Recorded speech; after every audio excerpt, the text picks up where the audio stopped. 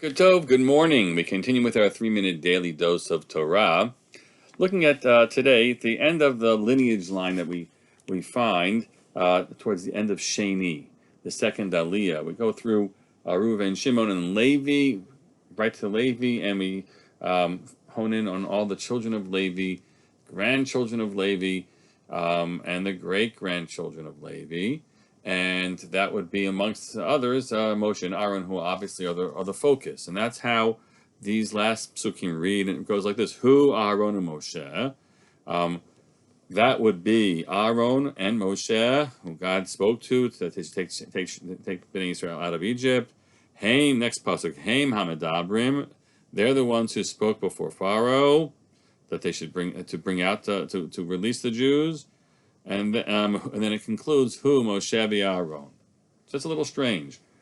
Hu, Haim, Hu, already strange. That is, or he is, or each of the individuals, Haim in a unit, and Hu again at the end. And the ordering is different. It starts with Hu, Aaron, and Moshe. Aaron's name is first, and concludes Hu, Moshe Aaron. And so why the switch of the order of the names? Now, to some degree, you could simply explain in a biblical reading of text that often we do an A B B A kind of structure, and so we create bookends to these psukim: Aaron, Moshe, Moshe, Aaron, and make nothing else of it. The Rashbam says, amongst other interpreters here, okay, in terms of the lineage line, Aaron comes first, and that's why his name is there. But in terms of the role of speaking before Pharaoh, and indeed, so the leadership role here, Moshe's name comes first. So they each have their reason why in different places they one is put before the other.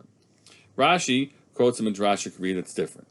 Yesh mekomot, says Rashi, shemakdim Aharon leMoshe. V'yesh mekomot shemakdim Moshe leAaron. There are some places where Aaron's name comes first before Moshe. Sometimes Moshe's name goes Aaron. And the answer is, why is that? Lomar shishkulim ke'echad.